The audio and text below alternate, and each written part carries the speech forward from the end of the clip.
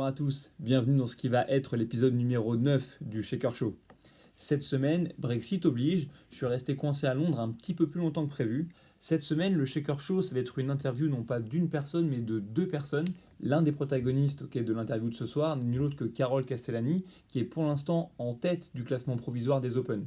À ses côtés, vous allez retrouver son partenaire à la scène comme dans les coulisses, c'est Florent Paillasson, lui-même ancien compétiteur, il a fait les régionaux en individuel et en équipe, et c'est l'un des coachs les plus expérimentés en ce qui concerne le crossfit pour le sport de crossfit au sein de sa box qui est CrossFit Lyon, une box qui a toujours cherché à développer l'aspect compétitif de CrossFit, mais aussi un côté assez fort en termes d'identité et de communauté. Pour ceux qui ont déjà vu l'équipe de CrossFit Lyon se déplacer aux régionaux, porter une marinière, voir tout un tas de marinières dans les gradins, c'est ça le symbole de CrossFit Lyon lorsqu'ils vont en compétition. On va discuter ensemble du coup des Open, de l'entraînement, de la programmation, de comment fonctionne leur relation en binôme. Écoutez bien Carole, un vrai modèle de gentillesse et de motivation, en espérant que ça vous inspire à regarder sa performance lors de l'essai du 19.5 demain en direct sur tous les réseaux sociaux. Et demain soir, branchez-vous à minuit ou 1h du matin pour regarder le 19.5 et noter un petit message et un petit coup de pouce pour Carole Castellani, celle qu'on appelle Caco. Bon visionnage. Oui, reste comme t'es, hein, tu sais, c'est comme au McDo, tu vois. Comment est-ce que vous allez? Ça va Ça bien. va et toi, Oli? Ça va, ça va. Je vis ma vie de nomade. Mon lit avec mes draps Snoopy, il me manque un peu, tu vois. J'ai hâte de rentrer chez moi. Bon alors, dis-moi, comment ça se passe là, tes Open? Plutôt bien, hein, faut dire. J'ai attaqué sans vraiment me prendre la tête, en ayant des objectifs, sans me mettre trop stress en fait. Donc en me disant, je fais du mieux que je peux à chaque fois et puis on verra. Donc le point 3 a fait que du coup j'ai remonté un petit peu et que je suis repassée en première place. Après, tous les gens qui me disent ça, je dis moi, on verra à la fin. Hein, les Open, c'est 5 semaines, on ne peut pas juger sur un WOD, on ne peut pas juger sur 3 WOD. On verra à la fin. Mais en tout cas, ouais, ça fait plaisir de voir que je suis plutôt en forme et que voilà, ça progresse. Donc le travail paye quand même un peu quoi. Si tu regardes un petit peu les mouvements qui sont sortis là jusqu'à présent, pas très bon un jeu, mais je me rends pas compte de ce qui peut sortir, mais genre peut-être thruster, t'as travaillé avec des dumbbells ou un truc comme ça. Tes amis de chest to bar, tu penses? Test. Ouais, c'est pas impossible ça. Peut-être un super fran ou un truc comme ça. Ouais. Pas... L'année dernière, j'avais déjà parié sur thruster à la dumbbell chest. Finalement, il y a eu thruster chest, mais à la barre. Ce serait pas impossible qu'il y ait un repeat de l'année dernière. Mais après, il y a déjà eu un repeat, donc c'est compliqué, mais avec les dumbbells. En tout cas, ces mouvements-là, toi, tu les sens comment? Est-ce que tes forces, elles sont passées pour toi ou est-ce que tu as encore des mouvements avec lesquels tu es à l'aise qui peuvent sortir? On va dire que les thrusters, c'est pas trop mon fort. J'aime pas trop ça. Après, je préfère quand même à la dumbbell qu'à la barre. Mon profil à moi, je trouve, c'est que, enfin, tu vas me confirmer, mais si j'ai pas de très gros points forts. J'ai plus trop de très gros points faibles. J'en ai eu, j'ai bossé, donc bon, j'ai plus trop de très gros points faibles, mais j'ai pas non plus de force surnaturelle comme peuvent avoir des filles comme Alizé, par exemple, sur la gym, qui est, je trouve, dans un autre monde. Je peux pas dire, là, sur ce truc, c'est sûr que je vais être meilleure que les autres. Ça, je saurais pas dire. Donc toi, Flo, Ouais. pour tous les gens qui ne te connaissent pas, mais disons les pauvres qui ne te connaissent pas, est-ce que tu peux expliquer vaguement ce que tu fais dans la vie, ce que tu fais avec Kako et ce que tu as fait déjà dans le CrossFit? Alors, Kako, déjà, c'est ma copine. Donc, on vit ensemble. Et en plus, je la suis, c'est moi qui fais sa programme. Donc voilà. Elle a la double chance. C'est incroyable.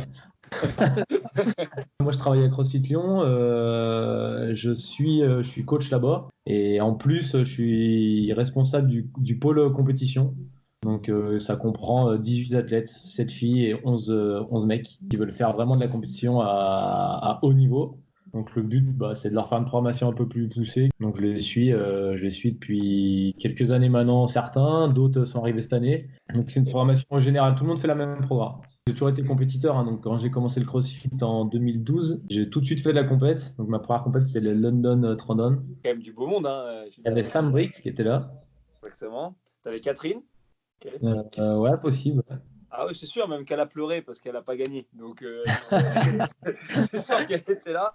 Tu avais Johan, tu avais à l'époque les mecs Ouais, Ravitous, petit Cédric Courage, tu avais Renan Delannoy, une dent bien, tu avais Kiki, tu avais ouais, Christophe ouais, Bernard. c'est vrai. Christophe Bénard, 1m20 les bras levés, 2 minutes 59 sur le rameur. Je me rappelle, 1 km rameur, 2,50 mètres pour 1,20 m. Je me défie de battre ça. J'ai fait les régionales en individuel en 2014. J'ai fait les régionales en team aussi en 2016 avec CrossFit Lyon. Après, en tant que coach, j'ai fait les régionales 2018 avec Kako en indiv et avec une team de CrossFit Lyon.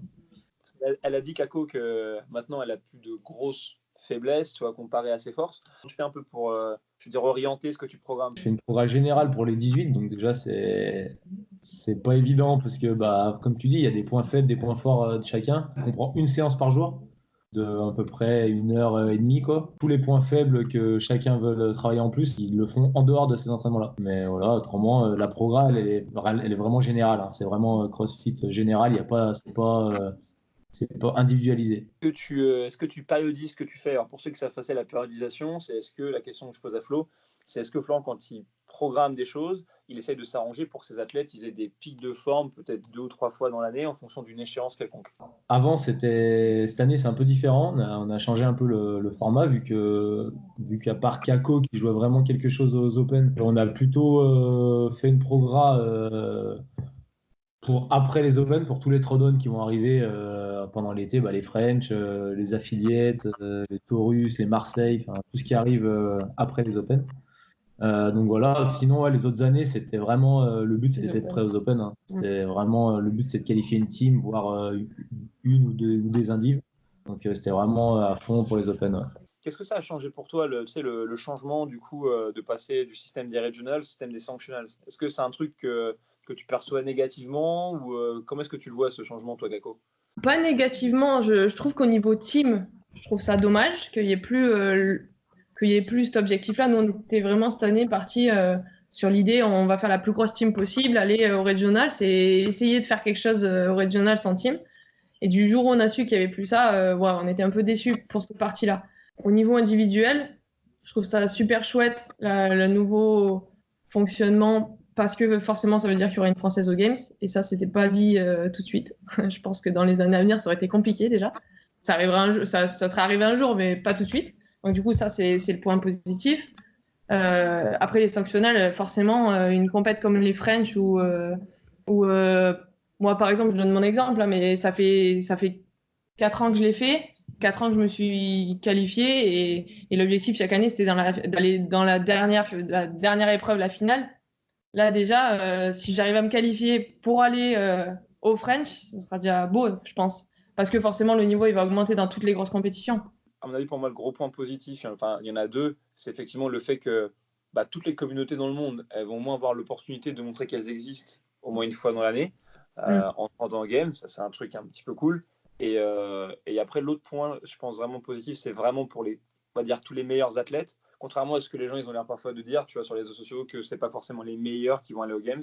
Moi, je pense que pour tous les athlètes qui sont des athlètes entre guillemets professionnels, ou pour qui s'entraîner, c'est vraiment leur métier, pour eux, c'est sans doute bien, parce que ça veut dire qu'ils vont pouvoir enchaîner peut-être plusieurs gros rendez-vous, peut-être que les sponsors vont les suivre. Oui. Tu as des histoires à raconter. Ça me paraît pas mal. Il y a beaucoup de sanction events qui ont accepté, à tort ou à raison, les invitations. Au French, il y aura 0 invitation. C'est-à-dire qu'on verra forcément ce qui se passera après les Open, mais peu importe que tu sois, j'en sais rien, moi, un des chevaliers d'or qui descend nulle part, ou que tu sois un athlète qui donne tout dans sa salle.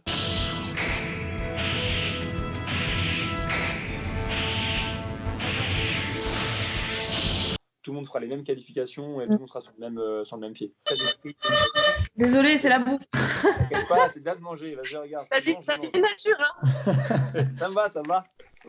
Ouais, moi je suis mitigé un peu un peu plus mitigé que Kako. C'est sûr que pour nous, la team, c'était un gros événement chaque année de se faire pour les autres, même pour la salle, hein. Tous les adhérents de la salle, ils suivaient la team, ils voulaient savoir où on était, combien on était, est-ce qu'on se qualifiait, est-ce qu'on se qualifiait pas. Donc cette année, nous, l'objectif, c'était vraiment d'essayer de faire la plus grosse team possible. On a Lucas qui nous avait rejoint, donc c'était quelqu'un qui allait performer. Il y a trois autres gars qui pouvaient faire partie de la team. Ça allait être un peu la bagarre aussi entre eux dans la team. On a des filles aussi qui sont fortes, qui auraient pu se bagarrer, donc ça met une grosse émulation dans la salle. Donc c'est vrai que c'est dommage que ça a cassé un peu ça chez nous en tout cas. Après, je trouve ça vraiment cool qu'il y ait une Française et un Français qualifiés aux Games et dans chaque pays pareil. Donc ça c'est super cool. Pour Kako en tout cas, c'est l'opportunité. Quand il est sorti ça, c'était bon, bah, l'objectif maintenant c'est ça et voilà quoi. C'est cool. Et c'est vrai que vous étiez un exemple parmi beaucoup d'autres, mais je trouvais ça cool, moi, l'idée de l'affiliate cup. Il y avait toujours des gens plus malins que le système, etc. Oui. Ça amenait quand même son lot de frustration aussi. Quand toi, tu es dans une box, toute l'année, tu coaches des gens pour créer un vrai collectif et tout. Donc bon, au moins là, c'est un peu plus clair pour le French Rodon. Vraiment l'équipe qui bosse dessus. On va tout faire pour faire un événement qui va être cool. Et le fait que Glassman, il ait laissé un petit peu les coups des franches aux gens qui feront les sanctionnaux, je pense que ça va vraiment aider aussi à avoir des compétitions, même pour les équipes qui vont être plus fun. Ça va être chouette. Ouais. Et bon, ça restera l'équipe de ta box. Si c'est ta volonté d'en faire l'équipe de ta box, tu auras toujours des super teams ou des gens d'un peu partout. Mais vraiment, on va tout faire pour que ce soit vraiment cool. En fait, avec ce format, ce qui est dommage, je trouve, c'est que tu vois plus vraiment le haut niveau de chaque box, en fait, on va dire. C'est-à-dire que maintenant, la plupart vont faire des super teams, ouais, des meilleurs un peu de chaque pays ou chaque même pas du même pays même. C'est sûr que si on parle de coach pour les compétiteurs, toi, mine de rien, parce que tu es là depuis 2012, il y a 5-6 ans, tu fais déjà de la compétition, etc. Ou un autre garçon à qui je n'ai pas encore l'occasion de parler, mais Gus, qui s'occupait longtemps de Tina, par exemple, c'est vraiment votre identité aussi de coacher soit une athlète ou coacher un groupe d'athlètes. Et que c'est peut-être pour ça aussi que c'est plus profond pour toi ce changement-là que pour un autre. Je comprends que c'est un peu rude. La boxe du Louvre, on nous utilisait genre 1 million d'athlètes pour essayer d'à chaque mode d'en trouver un qui allait s'en sortir avec les honneurs. Nous, c'était exactement ça. Franchement, le nombre de personnes à Cosplay qui ont marqué des points pour la team, c'est les meilleurs chez les filles, chez les gars. On n'avait pas forcément les meilleurs en France, mais chacun amenait son point. En force, c'était lui. En gym, c'était plutôt lui. Et ça faisait une team du coup de CrossFit Lyon qui était sympa. Il y avait beaucoup de teams où c'était toujours les 3 mêmes athlètes, 3 mêmes ou 4 mêmes qui marquaient toujours qui faisaient les meilleurs scores.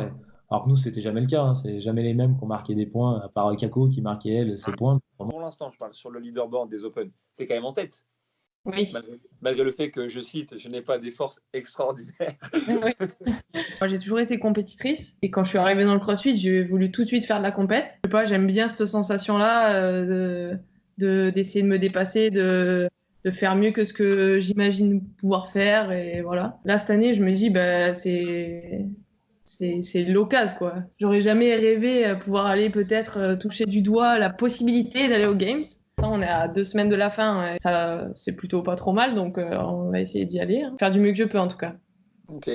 Et donc là cette semaine-là, elle est un petit peu charnière. Je n'ai pas trop regardé, il y a combien de points d'écart entre toi et Manon Le Sport? Un tout petit. Là, tu as déjà fait le WOD, du coup, j'imagine le 19.4 au moins une fois. 2 fois même. 2 fois même? Ouais, demain soir, dernier essai. Là, vu ce que j'ai fait jusqu'à maintenant, là, je me dis, bon, j'ai fait un score qui est, par rapport à ce qui est sorti pour l'instant, c'est pas trop mal. Mais je sais que on peut dire des temps, on s'en fout. Il faut essayer de descendre sous les 10 pour faire quelque chose de pas trop dégueu, je pense, au niveau France, même si je sais qu'il y a des filles qui seront devant moi et voilà. Mais essayer de limiter la casse, on va dire. Donc du coup, je vais essayer de faire la stratégie de casser le moins possible et me faire du mal sur toutes les séries, quoi. J'ai déjà un score, donc autant tout donner. Et puis bon, si ça marche pas, tant pis, j'aurais tout essayé. Au niveau des stratégies, c'est qui drive qui? C'est qui C'est moi qui prends quand même, qui fait la stratégie. Après. Souvent après le premier essai, en fait. Ouais, premier essai, c'est un peu feeling. feeling. Elle le fait au feeling, ouais.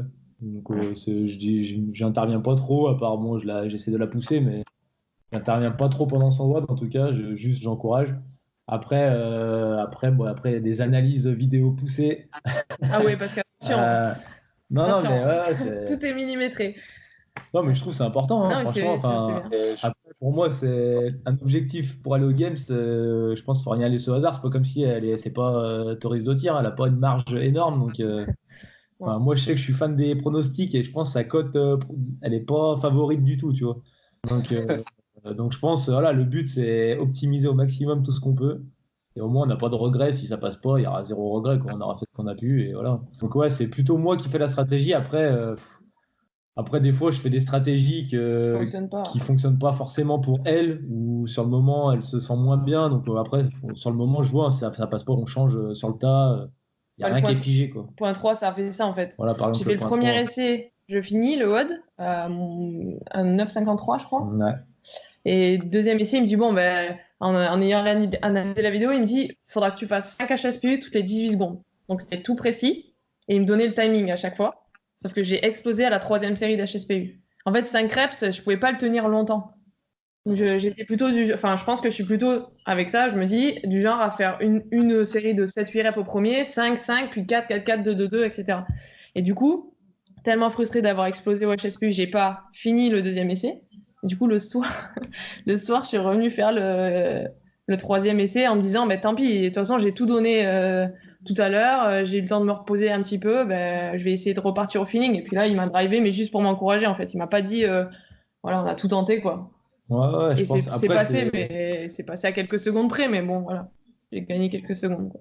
Des fois, il y a des stratégies qui fonctionnent très bien, par contre. C'est quoi, Ouais, je pense. Après, je pense que le rapport psychologique, il est super important là-dedans. Toi, tu Ouais. les fais ou pas les WOD des Open, Flo? Ouais, bien sûr. Et ça t'aide Oui, ou oui, pas? bien sûr. Je pense qu'on a vraiment ça m'aide pas vraiment. Parce qu'on a vraiment un profil qui est différent, mais opposé même, je pense. Ouais. Parce que moi, tous mes points forts où je suis capable de faire des longues séries, par exemple, elle, ça va être plutôt l'inverse. Ouais. Et elle, où elle est forte, moi, c'est là où souvent je suis pas très bon. Donc on a souvent des stratégies un peu opposées. Donc moi, de faire le WOD, ça m'aide pas plus que ça. Après, si, sur les sensations, les douleurs qu'il y a, les ressentis, j'essaye de lui donner un peu ce que moi j'ai ressenti, mais ça fonctionne pas vraiment pareil. Moi, je suis un peu, faut que ça fasse mal et je m'accroche. Alors qu'elle, elle aime pas trop avoir mal, il faut plutôt que ça soit tout le temps juste ce qu'il faut, toi. Enfin, je sais pas si tu t'en rends compte, mais tous les gens qui t'ont un peu fréquenté, même de loin, etc., même à l'époque des régionaux, quand tu étais blessé au poignet, etc., tout le monde a toujours mis ça en avant sur le fait que dans la tronche, tu étais vraiment, vraiment fort. Dans les duels, parce que dans les duels, si t'es face à lui et qu'il voit que t'es un peu dans le mal, et lui, ça lui remet du mojo et du coup, il devient encore plus fort. Comme s'il avait une petite allumette au cul qui le fait accélérer, quoi. On va se voir du coup dans pas longtemps, donc demain par rapport à quand on va sortir cette vidéo, parce que tu vas venir, tu as accepté de venir pour le dernier WOD des Open. C'est quoi ta motivation en fait à venir faire cette annonce? C'est Julian qui m'a proposé. Sur le coup, je me suis dit, merde, si jamais je dois jouer quelque chose à ce moment-là, c'est bizarre, quoi. Je vais me stresser encore plus et tout. Puis, on en a discuté tous les deux, mais je me suis dit, franchement, si je prends les choses avec un peu de recul, c'est une trop bonne expérience. Je veux pas louper ça, en fait. J'y vais avec l'objectif de faire le mieux possible là-bas. Ouais, Siri, tu la connais ou pas du tout? Si, ben, on était ensemble à côté à la finale des French cette année. Donc, on avait discuté un petit peu. Du coup, je suis pas bien bonne en anglais. Donc, et comme j'ai tilté dans la compète, parce qu'on était quelques fois dans la même vague, qu'elle parlait français, du coup, si, super sympa en plus, j'apprécie beaucoup la personne. Donc, C'est une véritable avancée pour le développement du CrossFit, pas qu'en France, hein, la preuve, on va en Belgique, mais dans tous les pays francophones, parce que mine de rien, c'était pas concevable encore de faire ça il y a quelques temps, et je pense que c'est cool de vivre ça, tu vois, parce que ça sera peut-être un moment charnière finalement dans l'évolution ouais. du sport. Et quelle musique t'aimes bien? Parce que moi, à tout moment, je sais ce qu'elle aime bien comme musique Siri, mais on peut mettre la musique que toi t'aimes bien, ça c'est pas compliqué. J'ai une petite playlist sur Spotify, alors, avec laquelle je coach les gens, et du coup, je lance ça pendant le web. Sinon, là, pour moi, la musique des Open, musique des Open qui me rappellera toujours 2016, c'est les Dropkick Murphys. Ah, ça, c'est intéressant. Les quoi? Les Dropkick Murphys. Dropkick Murphys? I'm shipping up to Boston. Ok. Comment tu l'as? Oui, c'est bon, je l'ai. Ah ouais. C'est vraiment poser le cerveau et avancer, quoi. D'accord, ça marche. C'est pas tombé dans l'oreille d'un sourd. Ce sera le générique de cet épisode. Ok, cool. Bah, écoutez, je pense que je vais vous laisser manger. Moi aussi, j'ai mon super repas qui m'attend. Un peu de box, Bon appétit, Ellie. et un peu de Red Bull. C'est bon, ça va le faire. Qu'est-ce qu'on peut vous souhaiter pour la suite, chacun? Toi, c'est facile. Ouais. Okay. Mm. Invitation pour les Games. Et toi, Flo, qu'est-ce qui serait plaisir dans le futur? Des athlètes contents, heureux et qui sont motivés. Quand ils sont motivés, ça me plaît. Pour avoir vu, ils ont un bon coach. Et puis à toi, mine de rien, quand la dernière fois que je suis venu à Lyon, tu revenais d'une compète avec c'est une fille, une petite jeune, Oui. qui fait le pôle avec toi. Donc c'est bien aussi d'avoir un modèle, tu vois, pour avancer quand t'es jeune et quand t'es athlète. Ça roule. Ça marche. Eh, Merci. Gros bisous, hein, merci beaucoup. Bisous. Bisous. Ciao. Et voilà, c'est la fin de cet épisode numéro 9 du Shaker Show. J'espère que vous avez pris du plaisir à écouter ces deux personnes que sont Florent Paillasson et Carole Castellani. Je pense pas qu'on puisse simuler la relation qui est entre ces deux-là, qui est d'un côté un coach avec beaucoup d'expérience et qui est vraiment sincère par rapport à son métier, et de l'autre côté, Carole Castellani qui est une super athlète, une nana super sympa. Une nouvelle fois, si vous avez aimé cette vidéo, n'hésitez pas à vous mettez un petit pouce de je sais pas quelle couleur, vous likez la vidéo, vous laissez un commentaire, dites à vos potes qui sont dans les box avec lesquels vous vous entraînez de regarder la vidéo et encore mieux de s'abonner à la chaîne du Shaker Show qui est juste là. Si vous voulez faire partie de l'aventure du CrossFit dans l'Hexagone, eh bien demain soir, branchez-vous sur les réseaux sociaux, sur Facebook, pour regarder en direct l'annonce du 19.5 depuis le siège de Rogue Europe dans une ville qui s'appelle Chelles à côté d'Anvers. Un bon moyen de soutenir Carole Castellani, ça fait 30 minutes que vous l'entendez parler, vous savez que c'est une nana cool, elle mérite un petit commentaire de soutien pendant qu'elle se frottera au 19.5. Merci à vous tous d'avoir regardé et je vous dis à bientôt dans le Shaker Show. Ciao!